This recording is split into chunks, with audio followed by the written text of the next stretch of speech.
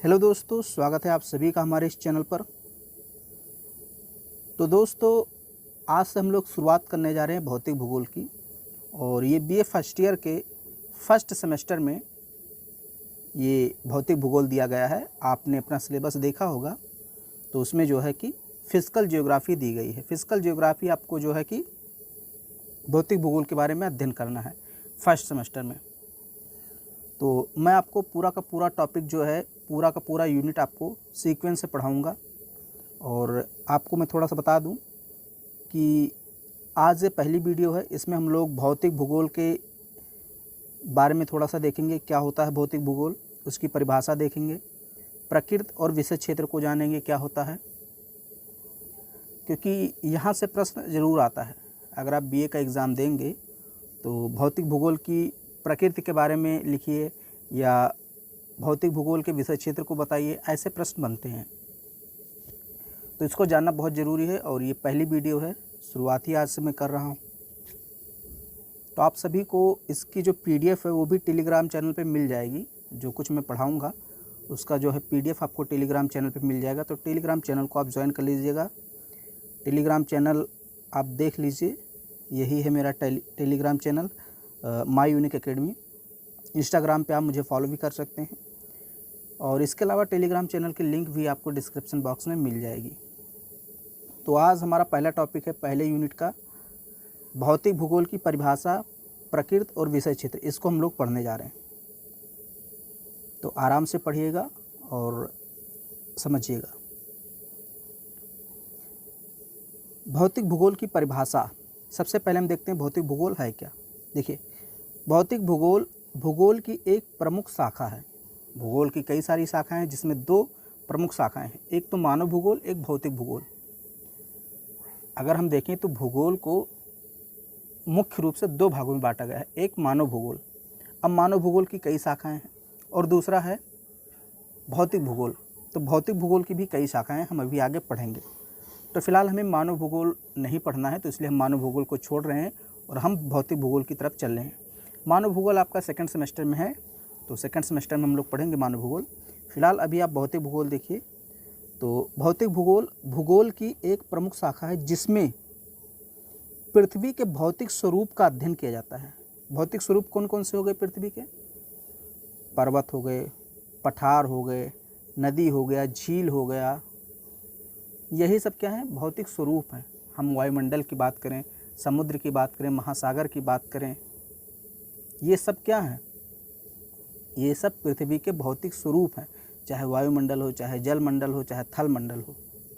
मिट्टी की बात करें, ये सब क्या है? चट्टानों की बात करें, ज्वालामुखी की बात करें, भूकंप की बात करें, ये सभी जो है पृथ्वी के स्वरूप हैं, भौतिक स्वरूप हैं। और इन्हीं को हम लोग क्या कहते हैं? भौतिक भूगोल। यानी इन्हीं सभी का अध्ययन जब हम करते हैं तो वही चीज़ हो जाती है भौतिक भूगोल। ओके। तो अगर कोई पूछ ले आपसे, सिंपली कोई पूछे कि भौतिक भूगोल क्या है, तो सीधे कह देना कि भूगोल की वह शाखा जिसके अंतर्गत नदी, पर्वत, पठार, झील, समुद्र, मिट्टी, चट्टान, बाढ़, भूकंप आदि का अध्ययन किया जाता है, उसे हम लोग क्या कहते हैं? भौतिक भूगोल कहते हैं। तो ये तो सामान्य सी परिभाषा हो गई जो आप बता सकते हैं कोई अगर पूछे। लेकिन विद्वानों ने कुछ परिभाषाएं दी हैं, तो उसको हम लोग देख लेते हैं। भौतिक भूगोल की परिभाषा विद्वानों द्वारा। पहले विद्वान है आर्थर होम्स। भौतिक भूगोल का अध्ययन ही स्वयं में भौतिक भूगोल है। इन्होंने क्या कहा? भौतिक पर्यावरण का, यहाँ पर्यावरण है, भौतिक पर्यावरण का अध्ययन ही स्वयं में भौतिक भूगोल है, जिसके अंतर्गत, अब देखिए, जिसके अंतर्गत स्थलाकृति, सागरों, महासागरों एवं मौसम व जलवायु विज्ञान का अध्ययन किया जाता है। तो आर्थर होम्स के अनुसार भौतिक भूगोल के अंतर्गत किस किस का अध्ययन किया जाता है? स्थलाकृति। अब स्थलाकृति का मतलब स्थल पर जो आकृति बनी है। तो स्थल पर क्या आकृति हैं? मैंने बताया था ना, पर्वत, पठार, मैदान, ये सब क्या है? स्थलाकृतियाँ हैं। सागर हो गया, महासागर हो गया, मौसम व जलवायु। तो इन सभी का अध्ययन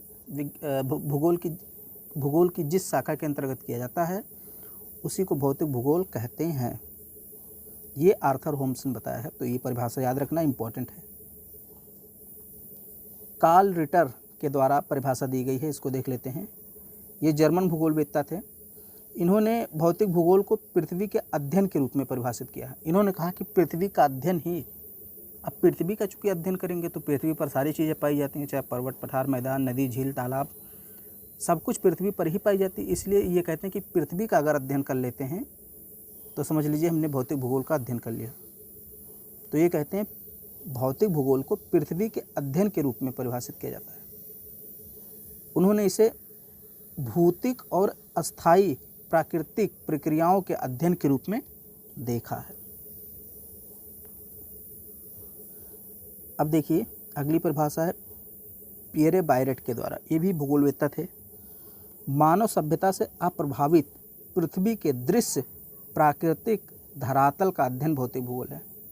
यानी कि मानव असभ्यता से जो प्रभावित नहीं हुआ है, मानव असभ्यता से जो प्रभावित नहीं हुआ यानी कि अप्रभावित है, ऐसे पृथ्वी के प्राकृतिक दृश्य को मतलब जिसको हम देख सकते हैं। आप किसको देख सकते हैं? वही चीज़ है। सभी लोग कहीं ना कहीं एक ही चीज़ कह रहे हैं, जो पृथ्वी पर स्थलाकृतियाँ पाई जाती हैं, जो चावच पाए जाते हैं, वही उन्हीं का अध्ययन हम करते हैं, तो वो भौतिक भूगोल कहलाता है। प्राकृतिक दृश्य का मतलब क्या होगा? प्राकृतिक दृश्य क्या आप देखते हैं? नदी देखते हैं, झरना देखते हैं, झील देखते हैं, पर्वत, पठार, मैदान, इन्हीं सबको सम्मिलित रूप से भौतिक भूगोल कहा जाता है। इनका अध्ययन जब आप करते हैं। फिर है एल्विस वॉसबॉर्न के अनुसार, इनकी भी परिभाषा देख लेते हैं। ये ऑस्ट्रियाई भूगोलवेत्ता है। ऑस्ट्रिया एक देश है यूरोप में। देखिए ऑस्ट्रेलिया नहीं है, ये ऑस्ट्रिया है। तो ऑस्ट्रियाई भूगोलवेत्ता ने भौतिक भूगोल को पृथ्वी की शारीरिक संरचना और पृथ्वी के उपादानिक तत्वों का अध्ययन के रूप में परिभाषित किया। फिर है लोबोक या लोबैक इनको बोलते हैं। इन्होंने भौतिक भूगोल के बारे में भौतिक वातावरण एवं जीवन के अंतर संबंध का अध्ययन भौतिक भूगोल है। इन्होंने क्या कहा कि यहाँ भूगोल होगा, भौतिक भूगोल के बारे में भौतिक पर्यावरण, देखिए इन्होंने क्या कहा, यहाँ से देखिए भौतिक वातावरण एवं जीवन, भौतिक वातावरण एवं जीवन के अंतर संबंध का अध्ययन ही भौतिक भूगोल है, ये इन्होंने कहा। फिर है वीडा वोल्टोन के अनुसार, ये भी एक भूगोलवेत्ता थे, फ्रांसीसी भूगोलवेत्ता। इन्होंने भौतिक भूगोल को पृथ्वी की निर्माणात्मक और पृथ्वी के विभिन्न भौतिक प्रकारों के अध्ययन के रूप में परिभाषित किया है। तो ये कुछ परिभाषाएं थी विभिन्न विद्वानों के द्वारा। तो सिंपली आपको जो मैंने साधारण परिभाषा बताई है वो आपको ध्यान में रखना है। और अब हम लोग देखते हैं भौतिक भूगोल के विषय क्षेत्र। विषय क्षेत्र का मतलब कहाँ कहाँ तक ये फैला हुआ है, यानी कि इस भौतिक भूगोल के अंतर्गत हम किन किन चीज़ों का अध्ययन करते हैं, वही चीज़ क्या हो जाता है विषय क्षेत्र। विषय का मतलब सब्जेक्ट। हम भौतिक भूगोल में किन किन चीज़ों का अध्ययन करते हैं, कौन कौन से टॉपिक, कौन कौन से सब्जेक्ट हैं जिनका अध्ययन करते हैं, तो वही चीज़ विषय क्षेत्र या अध्ययन क्षेत्र हो जाता है। अब इसको देखते हैं। देखिए भौतिक भूगोल पृथ्वी की सतह की प्राकृतिक विशेषताओं, पृथ्वी की सतह मतलब ऊपर, पृथ्वी की सतह पर, तो पृथ्वी की सतह की प्राकृतिक विशेषताओं और प्रक्रियाओं का अध्ययन है। इसमें आप ध्यान दीजिए, फिर इसमें पृथ्वी के वायुमंडल, जलमंडल, जीवमंडल और स्थल मंडल का अध्ययन शामिल है। भौतिक भूगोल के अंतर्गत किसका अध्ययन किया जाता है? वायुमंडल। अब वायुमंडल में विभिन्न प्रकार की गैसें आ गई, उनका अध्ययन करते हैं। जलमंडल में तो मैंने बताया ना, नदी, तालाब, सागर, महासागर, ये सब जलमंडल में आ गए। जीवमंडल में मतलब पृथ्वी पर जब वायुमंडल, जलमंडल और स्थल मंडल एक जगह मिलते हैं तो जिस पॉइंट पे मिलते हैं वो पॉइंट जीवमंडल कहलाता है। जैसे हमारा जो पृथ्वी का क्षेत्र, जहाँ पे मतलब हवा भी रहे, पानी भी रहे और स्थल भी रहे, तीनों रहे, तो उसको बोलते हैं जीवमंडल। तो इन्हीं सभी का अध्ययन किया जाता है भौतिक भूगोल के अंतर्गत। अब देखिए भौतिक भूगोल में भू आकृति विज्ञान। अब देखिए भू आकृति विज्ञान खगोलीय भूगोल, जलवायु विज्ञान, मौसम विज्ञान, मृदा भूगोल, समुद्र विज्ञान, जल विज्ञान, हिमानी विज्ञान, भूगणित, भूभौतिकी, पारिस्थितिकी, जैव भूगोल, इन सभी का अध्ययन शामिल है। तो यानी कि यही इसके क्षेत्र हो गए। अभी हम इनको डिटेल में पढ़ेंगे। जैसे अगर कोई पूछे भौतिक भूगोल का विषय क्षेत्र क्या है, तो भू आकृति विज्ञान, ये भी एक विषय है, एक क्षेत्र है। खगोलीय भूगोल, जलवायु विज्ञान, मौसम विज्ञान, मृदा भूगोल, समुद्र विज्ञान, जल विज्ञान, हिमानी विज्ञान, भूगणित, भूभौतिकी, पारिस्थितिकी, जैव भूगोल, ये सब इसके विषय क्षेत्र हैं। और अगर आपसे पूछ ले कि भौतिक भूगोल की विभिन्न उपशाखाओं को बताइए, यानी भौतिक भूगोल की शाखाएं कौन कौन सी हैं या उपशाखाएं कौन कौन सी हैं, तो भी आप यही लिखेंगे, ये सब भौतिक भूगोल की उपशाखाएं हैं। इसी को आप विषय क्षेत्र भी कह सकते हैं, उपशाखाएं भी कह सकते हैं। अब हम बात करते हैं खगोलीय भूगोल की। मैंने आपको यहाँ पे बताया, देखिए खगोलीय, तो कुछ को हम लोग डिटेल में थोड़ा पढ़ लेते हैं। सबको तो पढ़ना पॉसिबल नहीं, क्योंकि एग्ज़ाम में आपको उतना लिखना भी नहीं रहता। खगोलीय भूगोल, अब इसके अंतर्गत किसका अध्ययन किया जाता है? यह पार्थिव घटनाओं का अध्ययन करता है, जिसमें मुख्य रूप से पृथ्वी की सतह के साथ साथ सूर्य, चंद्रमा और सौरमंडल के ग्रहों को शामिल किया जाता है। ओके, तो सूर्य, चंद्रमा और सौरमंडल के ग्रहों के बारे में जब हम अध्ययन करते हैं तो उसको खगोलीय भूगोल कहते हैं, खगोलीय भूगोल। फिर है भू आकृति विज्ञान। यह पृथ्वी के स्थल रूपों का अध्ययन करता है, पृथ्वी के स्थल रूपों का।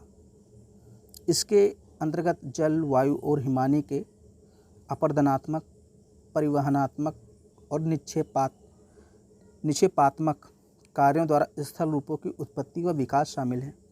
यानी कि पृथ्वी पर जिन स्वरूपों का निर्माण होता है, चाहे वो पर्वत हो, पठार हो, मैदान हो, झील हो, सरीसृप हो, नदी सरीसृप, ज्वारनदमुख हो, डेल्टा हो, इन सभी का अध्ययन जब हम करते हैं तो उसे भू आकृति विज्ञान कहते हैं।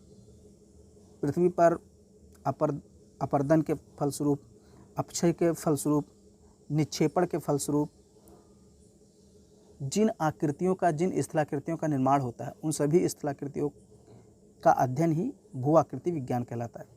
हम लोग आगे बात करेंगे कि अपरदन क्या है, निक्षेपण क्या है, अपक्षय क्या है, ये सब आपके सिलेबस में दिया है, तो इसको हम लोग आगे देखेंगे। फिर है समुद्र विज्ञान।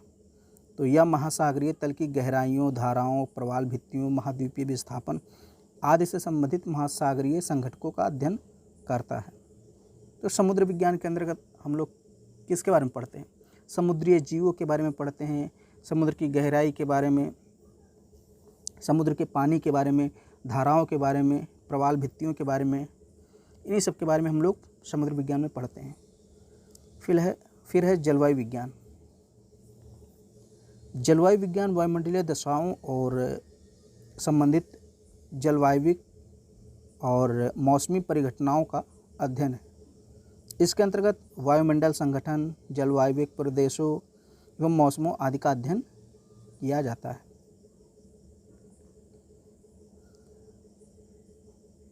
अगला देखते हैं जैव भूगोल। यह स्थान की जैविक घटनाओं के अध्ययन से संबंधित है, विशेष तौर पर विविध प्रकार के वनस्पतियों और वन्य जीवों के वितरणों का अध्ययन करता है। जैव भूगोल को पादप या वनस्पति भूगोल, जंतु भूगोल और मानव पारिस्थितिकी के रूप में उपविभाजित किया जा सकता है।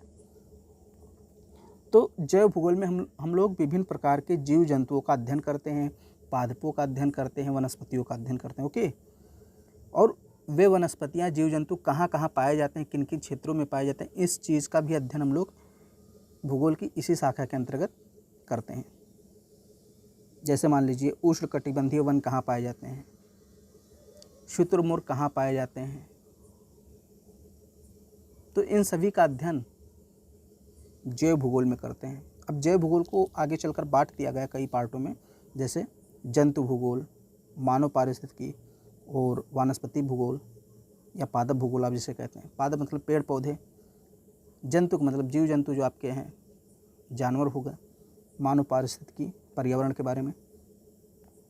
फिर है मृदा भूगोल।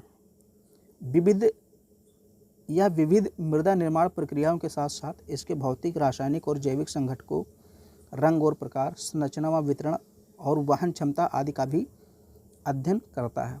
तो अब देखिए, मृदा भूगोल भी भौतिक भूगोल की एक शाखा है और इसके अंतर्गत हम लोग जो है किसका अध्ययन करते हैं, तो मिट्टी के बारे में अध्ययन करते हैं कि कौन सी मिट्टी उपजाऊ है, किस किस मिट्टी में किस किस प्रकार की फसलें उपजाई जा सकती हैं और कौन सी मिट्टी किस प्रकार के रासायनिक तत्वों से बनी है, किस मिट्टी का रंग कैसा है, प्रकार कैसा, संरचना कैसा, कौन सी मिट्टी कहाँ पाई जाती है, उसकी उपजाऊपन क्षमता कितनी है, यानी कितनी मात्रा में अनाज उपजा सकता है। ये सब मतलब जितनी भी मिट्टी के बारे में जानकारी हम लोग प्राप्त करते हैं तो वो सब मृदा भूगोल के अंतर्गत प्राप्त करते हैं। तो ये मैंने आपको बता दिया भूगोल क्षेत्र, भौतिक भूगोल के विषय क्षेत्र आप कह सकते हैं या अध्ययन क्षेत्र कह सकते हैं, या इसको आप भौतिक भूगोल की शाखाएं भी कह सकते हैं। अगर डिटेल में आता है, लॉन्ग क्वेश्चन आता है कि भौतिक भूगोल की शाखाओं के बारे में लिखिए या उप शाखाओं के बारे में लिखिए, तो भी आपको यही लिखना है। अगर पूछता है कि भौतिक भूगोल के विषय क्षेत्र को परिभाषित कीजिए, तो भी आपको यही लिखना है। ओके, तो परिभाषाएं हमने पढ़ ली, विषय क्षेत्र पढ़ लिए। अब हम थोड़ा सा देख लेते हैं भू आकृति विज्ञान। मैंने यहाँ आपको पढ़ाया, देखिए ये जो है भौतिक भूगोल की एक उप शाखा है भू आकृति विज्ञान। तो थोड़ा सा इसको हम लोग डिटेल में पढ़ लेते हैं थोड़ा सा, क्योंकि हो सकता है आपसे सिर्फ और सिर्फ भू आकृति विज्ञान ही पूछ ले। तो इसके अंतर्गत ग्लोब के स्थल मंडल के उच्चावचों, स्थल मंडल को क्या कहते हैं, लिथोस्फीयर। तो इसके उच्चावचों और उनके निर्माणक प्रक्रमों तथा उनके एवं मानव के अंतर संबंधों का अध्ययन किया जाता है। अब इस लाइन को समझना बहुत जरूरी है। भू आकृति विज्ञान में कहा गया है कि स्थल मंडल के उच्चावच, उच्चावच का मतलब हो गए स्थलाकृतियाँ, चाहे पर्वत, पठार, मैदान, नदी, इन्हीं सबको उच्चावच कहा गया है। तो इनके बारे में अध्ययन किया जाता है और इनके निर्माणक प्रक्रमों, यानी इनका निर्माण कैसे हुआ, पठार का निर्माण कैसे हुआ, पर्वत का निर्माण कैसे हुआ, नदी का निर्माण कैसे हुआ, झील कैसे बनी, तो उसी को कहा गया निर्माणक प्रक्रम। तो उसका निर्माण कैसे हुआ, इसका भी अध्ययन किया जाता है। और उनके और मानव के अंतर संबंधों का अध्ययन किया जाता है। पर्वत और मानव के क्या संबंध है, नदी और मानव का क्या संबंध है, पठार और मानव का क्या संबंध है, इसका अध्ययन करते हैं। ओके, यह मुख्य रूप से स्थल रूपों का अध्ययन है। स्थल रूपों मैंने बता ही दिया, जिसके अंतर्गत भूपटल एवं सागर नितल के विभिन्न रूपों, उनकी उत्पत्ति, यानी उनकी उत्पत्ति कैसे हुई, एवं ऐतिहासिक विकास के व्याख्यात्मक विवरण का अध्ययन किया जाता है। इस विज्ञान के अंतर्गत अध्ययन किए जाने वाले उच्चावचों को 3 श्रेणी में विभाजित किया जा सकता है। अब ये बहुत इंपॉर्टेंट है। भू आकृति विज्ञान के जो उच्चावच हैं, यानी जो स्थलाकृतियाँ हैं, इनको 3 भागों में बांट सकते हैं। यहीं से प्रश्न पूछा जाता है, शॉर्ट में 2 नंबर में आपसे प्रश्न पूछ सकता है यहाँ से। जैसे पहला है प्रथम श्रेणी के उच्चावच, पूछ सकता है 2 नंबर में कि प्रथम श्रेणी के उच्चावच क्या हैं। तो इसके अंतर्गत हम लोग महाद्वीप और महासागरीय बेसिन को सम्मिलित करते हैं। इनके वितरण, वर्तमान प्रारूप तथा उत्पत्ति का अध्ययन किया जाता है। ओके, तो बस इतना ही है, इसमें ज़्यादा नहीं पढ़ना पड़ता है। प्रथम श्रेणी के उच्चावच कौन कौन से हैं, 2 हैं, महाद्वीप और महासागर। इनकी उत्पत्ति कैसे हुई, इनका विकास कैसे हुआ, इनका वितरण कहाँ कहाँ पे, यानी कौन कौन से महासागर किन किन क्षेत्रों में है, महाद्वीप कहाँ कहाँ स्थित हैं, यही सब अध्ययन किया जाता है इसके अंतर्गत। तो ये प्रथम श्रेणी के उच्चावच याद रखिएगा, महाद्वीप और महासागर। फिर है द्वितीय श्रेणी के उच्चावच। अब इसके अंतर्गत पृथ्वी के अंतर्जात बलों द्वारा उत्पन्न रचनात्मक स्थलाकृतियाँ, जैसे यथा मतलब होता है जैसे पर्वत, भ्रंश, पठार, मैदान तथा झीलों आदि का अध्ययन किया जाता है। यानी पृथ्वी के 2 बल होते हैं, हम लोग आगे पढ़ेंगे, मैं आपको पढ़ाऊँगा। एक तो होता है अंतर्जनित बल, एक बाह्य जनित बल या बहिर्जनित। तो अंतर्जात बल या अंतर्जनित बल के कारण कौन कौन से स्थलाकृतियों का पृथ्वी पर निर्माण होता है, जैसे पर्वत, ये अंतर्जात बलों के कारण निर्मित होते हैं। भ्रंश, पर्वत, पठार, मैदान, इन सभी को हम लोग पढ़ेंगे आगे, अंतर्जात बल क्या होते हैं, बहिर्जात क्या होते हैं। तो इन सभी का अध्ययन किया जाता है। तो अगर आपसे पूछ ले कि पर्वत किस श्रेणी का उच्चावच है, तो द्वितीय श्रेणी का। पठार द्वितीय श्रेणी का, मैदान द्वितीय श्रेणी का, झील द्वितीय श्रेणी का।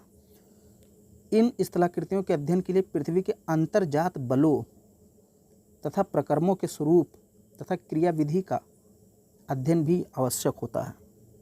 तो ये अंतर्जात बल हैं। अंतर्जात मतलब जैसे पृथ्वी घूमती है तो कुछ अंतर्जात बल भी काम करते हैं, जिससे महाद्वीपों का निर्माण होता है, पर्वतों का निर्माण होता है, पठारों का निर्माण होता है, झीलों का निर्माण होता है। तो इनका अध्ययन किया जाता है द्वितीय श्रेणी के उच्चावच के अंतर्गत। फिर है तृतीय श्रेणी के उच्चावच। इसके अंतर्गत बहिर्जात प्रकर्मों यानी बहिर्जात बलों के कारण कई स्थलाकृतियों का निर्माण होता है। तो उनका अध्ययन जब करते हैं तो हम लोग उनको तृतीय श्रेणी के उच्चावच के अंतर्गत रखते हैं। जैसे वायुमंडल से उत्पन्न जैसे जल, सरिता, सागरीय जल, भूमिगत जल, पवन, हिमनद, हिम, परिहिमानी, इनके द्वारा अपक्षय, अपर्दन एवं निक्षेपण द्वारा जनित स्थल रूपों की आकार की उत्पत्ति एवं विकास का अध्ययन किया जाता है।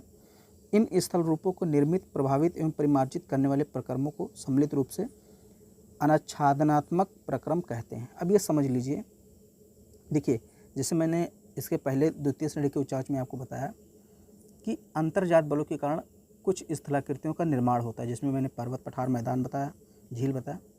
ऐसे ही तृतीय श्रेणी के कुछ उच्चावच हैं, यानी पृथ्वी पर कुछ ऐसी आकृतियां हैं जिनका निर्माण बहिर्जात बलों के द्वारा होता है। बहिर्जात बल कौन कौन से हैं? अपक्षय, अपर्दन, निक्षेपण, या जो है वायु द्वारा भी अपर्दन होता है, मैं आपको बताऊंगा। जल द्वारा अपर्दन होता है, जैसे गोखुर झील का निर्माण आपने देखा होगा, या फिर झरना आपने देखा होगा। झरना जब बनता है तो कहीं ना कहीं अपर्दन की प्रक्रिया से ही बनता है। तो इन सभी का अध्ययन किया जाता है तृतीय श्रेणी के उच्चावच के अंतर्गत। यानी अगर किसी स्थलाकृति का निर्माण हुआ है अपक्षय के द्वारा, अपर्दन के द्वारा, निक्षेपण के द्वारा, तो हम लोग उसको किसके अंतर्गत रखेंगे? तृतीय श्रेणी के अंतर्गत। जैसे आप सीधे सीधे एग्जाम्पल दे सकते हैं, कोई डेल्टा, नदियों के किनारे डेल्टा बनता है या ज्वारनद मुख बनता है, तो वो तृतीय श्रेणी के उच्चावच के अंतर्गत आएगा। गोखुर झील भी आप रख सकते हैं इसमें।